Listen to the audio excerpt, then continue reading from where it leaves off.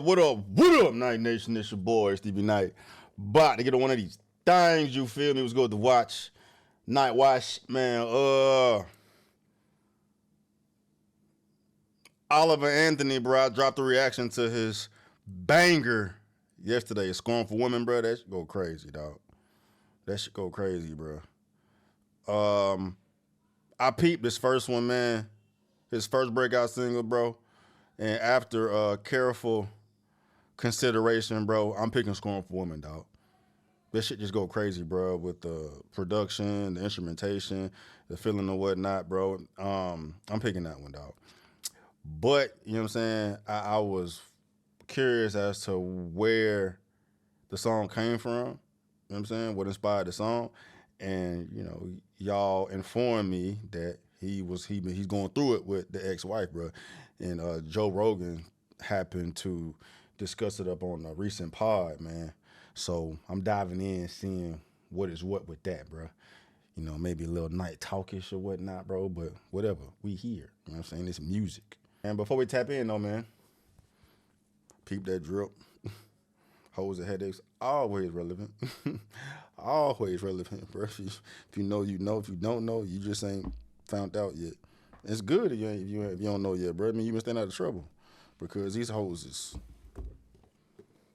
vicious. You know what I'm talking about? My book, Fed Up, written by yours truly, man. Never mind. Another day. And pull up to my online self-development community, my empowerment community, bro.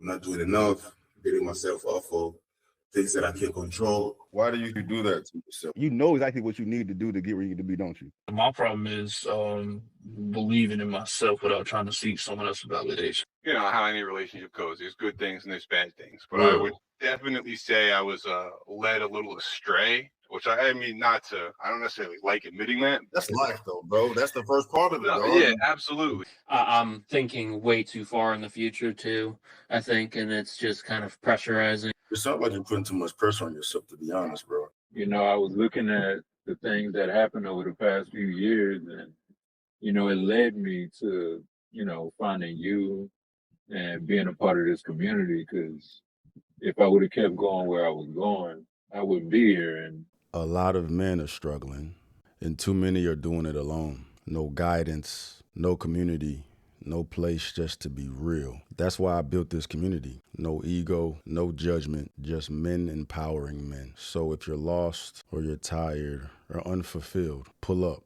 Let's help you find your purpose, find your drive, and stand with others who get it. Join you, yield to nothing, overcome anything, unbreakable to everything. A lot of men out here need a place to be seen, to be heard, empowered, motivated, dog. Pull the fuck up, bro. It's for you. It's called you because it's for you, man. It's free for the moment. But I don't let everybody in, dog, because, you know, I want it to be a real good organic space. Productivity, positivity, that is it. And we got some women in there, too, that's pulling up that's about business, too, bro. It's just dope vibes. But without further ado, let's dive into this, bro. So, found an article here.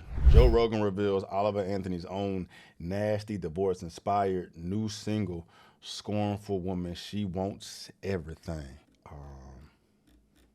See if they got a sign. I'll see.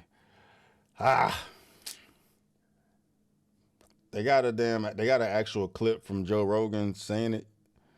You know what? This is what I do, because I ain't trying to get copyrighted, bro. I'm gonna play it, see what he say. If I get copyrighted, then you know, I'll figure my way around it, dog. But I want to see what Joe got to say first. Because according to this episode, that's what brought a lot of traffic to Oliver's joint. Because I seen those comments to that video, bro. Like, I came here from Joe Rogan, bro. I came from Joe Rogan. So let's see what he got to say. Oliver Anthony has no money, right? He's poor. He's selling farm equipment. He puts his song on YouTube. He's a fucking superstar, right? He doesn't know what to do. He freaks out. He asked me for advice. I call him on the phone. We have a conversation for like a fucking hour where I go, don't sign anything with anybody. And he's like, they're telling me I have to strike while the iron's hot. I go, bullshit. They're trying to steal money from you. I go, you're independent. You're already there. You already made it. I know if you wrote that song, I'm like, if you wrote that song, you could write a dozen of those Facts. fucking songs. You don't need anybody. He's like, they're offering me $7 million. I go, no. They're offering to steal money from you for the rest of your life. That's what they're doing. I go, you don't need them. You have talent. Whew. Hey, Joe needs to be an agent. He needs to be a manager, bro. That's some boss shit, bro. That's some boss shit, especially for y'all artists, or not even artists, just people out here winning, period, bro. People out here trying to get on your train, trying to offer you money for something that you did, bro. Always had that shit in the back of your mind, bro. That if they trying to pay me, that means I can get paid that much more. Don't do it. Don't sell, dog. Don't do none of that shit, bro. Unless you already like, you there, you know what I'm saying, and you can dictate your own terms or whatnot. It's a different story. They say, we'll give you $1 million, bro. Nah, that means you really got 10 million. You feel me? They want that 9. Let go. So, cut to, he starts making millions of dollars, doing arenas. The wife divorces him. She wants everything. She wants everything. Whoa. She wants more than half. She wants all the money that he's going to be making in the future because she was with him when he was broke. So it's fucking crazy. He's just tortured. What a fucking idiot. Wants to die. Wants to die. And he writes this song. She can have all the money. I ain't trying to get the copyrighted, bro. I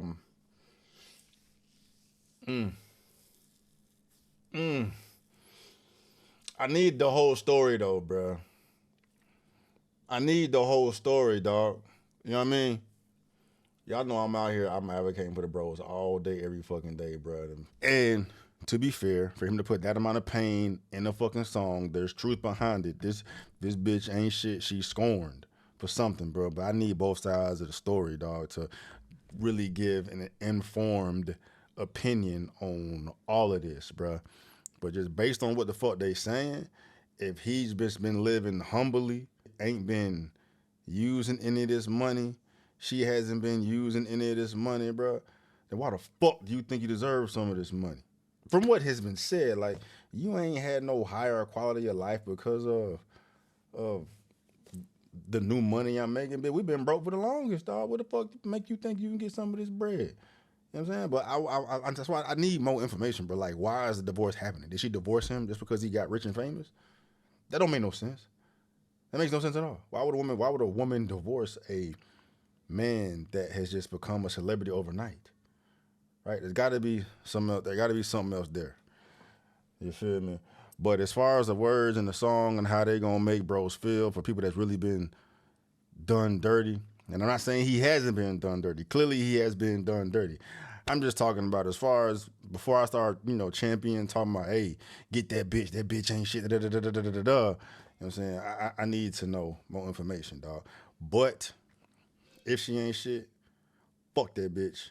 And for all the bros out here that have experienced similar situations, getting played by the system, getting played by the woman, getting played by the world, period, bro. You know, we right here, dog, because the world stacked up against bros, man. The world is stacked up against bros, dog. And you know what I'm saying? You got to tread carefully, calculated with your head on the swivel, weaponizing your mind, body, and soul to cut through the motherfucking world like butter. You know what I'm talking about? So I don't want to call her a bitch if she ain't a bitch, right? But she probably is a bitch. So if this bitch saying, I want half now and I want half or whatever the fuck he make, Joe, get him an attorney, bro. Hook him up, bro. Hook him up, dog. Earlier this week, released a new song titled Scornful Woman, a fucking banger, marking the singer's first taste of new music in 2025, and he was breathing some fire on it. It topped the iTunes rock chart and went to number 6 on the all genre chart. The song illustrates a bitter and painful divorce and the kind of heartache that inevitably comes along with it. But the final verse mentions fame and fortune and how she can have all the money because he'd rather go back to being broke. You know what I'm saying? When you say shit like that, man, I need the receipts, bro. But if you saying, bitch, take all the money, bro, you know what I'm saying? Like, all that money? Take all the money? I'd rather be broke and just be happy and have a peace of mind, dog. You know what I'm saying? Real talk, dog. At this point, no, she can't have half. You better get you an attorney and squash that Bear Mountain right now, bro. She's not getting half of nothing, right? Right. If she's really a bitch, you know what I'm saying? There's three sides to a story. You know what I'm saying? It's his side, her side, it's the truth. But if she's really a bitch in this shit and she out here on some hoe shit, bro, halt your horses right now. Don't put no more music out. Don't do no more shows until you get this shit squashed. Get you some fire ass attorneys, and pay her whatever coins that you're obligated to pay. You feel me? Don't make no more money, right?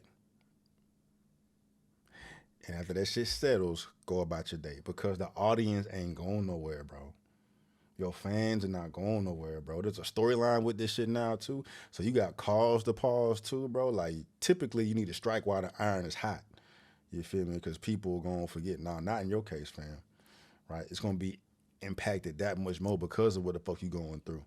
You know what I'm saying? And you could be real authentic and real with your shit, bro. If you in pain and distracted by all this turmoil and up and down and chaos and all that shit, bro, it's going to affect your music, affect your mind, and affect your... Unless you write better, given them type of situations, but I'd imagine you don't, bro. But the longer you wait to put more shit out, the bigger that bitch gonna bang, dog.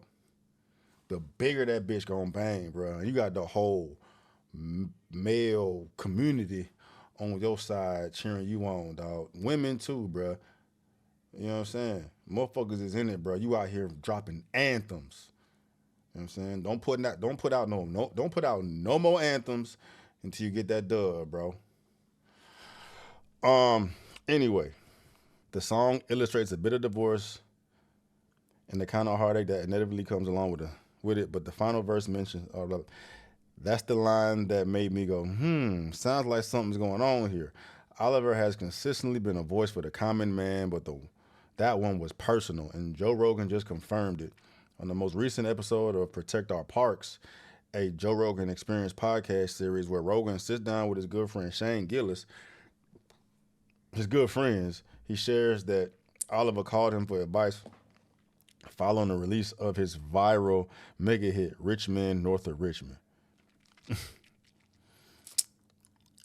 And it would be smart for wifey to pull up and say something now, too. And she can get paid off this bitch, too. Right? Let her go out here and talk and get on podcasts and get her little coin. And hopefully she can get her some fucking money up, too. So then when you take it to court, no, look how much money she made from slandering my name and talking her little shit. She can't have nothing on me. She got paid off my back. You know what I'm saying? Tell her ass to go out there and talk and say whatever the fuck it is she want to say. You know what I'm saying? He's just tortured. He wants to die. He wants to die and writes the song. But that's what I want to know. Why does he want to die, though? Right? Because if he says she can take all the money, I want my peace, then what is it that he wants to die for? Because he don't give a fuck about the money. So what is it that this bitch is doing? See, I need answers. All right. Even hearing how Anthony delivers the lyrics in the tune, you can hear the hurt in his voice. While Anthony has always written from the heart in his experiences, one hates to jump to conclusions that everything he sings about is based on real life events. However, that kind of pain and storytelling isn't often fictional. After the men listened to a portion of the song, Shane Gillis says that Oliver wrote the most insane diss track with scorn for women, and he's not wrong. He just ethered his wife. Every divorced dude on earth is just gonna be fucking blasting this shit. Facts, bro. Hold on, here we go. Of course, Christopher Anthony Lunsford, who performs under the name Oliver Anthony as a tribute to his grandfather, rose to fame virtually overnight in 2023 with his viral song, Rich Men North of Richmond. The song immediately struck a cultural nerve and blew up online after it was uploaded to the YouTube channel, sparking a massive political conversation. But in 2023, shortly after he exploded on the scene, the New York Post revealed that Oliver's wife is named Tiffany, and the two have two children. In the article, Tiffany's own grandfather calls Oliver a dedicated family man and says the two are so happy together. She and Chris define happiness. They're happy. There's something else. Chris is a religious type person. He doesn't cuss or make threats. He's just a fine person. Well, it sounds like all that's changed, and funny enough, the grandfather says that Oliver doesn't even play that well, and he used to not enjoy his music. I don't think he can play good. If you listen, he mixes in the words with plunking. I listen to Chris' music every day. I didn't like it at first, but it's all true. Yeah, I need answers, bro. I need answers. Y'all are going to come at me with pitchforks and torches for this one. I already know, but the bottom line is I clocked Zach Bryan way before anybody else believed that there was something wrong with that gentleman. So I'll tell you right now, I will reserve judgment on Oliver Anthony until I hear the wife's side of the story. I want the wife's side of the story, because Oliver Anthony can write all the songs in the world, but that's one side of the story. I want the wife's side of the story, because Scornful Woman, I want to hear from the Scornful Woman, because I have a feeling there's more to it than just a song. That's what I'm saying, bro. Or you didn't do the dirty, but she's feeling some type of way because of something. I don't even like diving in all the speculatory shit, man. Like, it is what it is. The song has impact. It's there for what it's meant to be, dog. But just, can't help but to dive into the weeds of it to figure out what the fuck going on. Here we go. His real name is Christopher Anthony Lunsford. His wife's name is Tiffany Lunsford. They have 2 children together and 1 on the way. As of August 2023, they live off the grid in a camper in Farmville. But yeah, he said himself, "I'm not a very good person. I've spent the last 5 years struggling with mental health and using alcohol to drown it. A woman can only take so much no matter how much she loves her man." So yeah, everybody goddamn coming with their shit, bro. Anyway, hopefully we find out, man. But regardless, that fucking song is a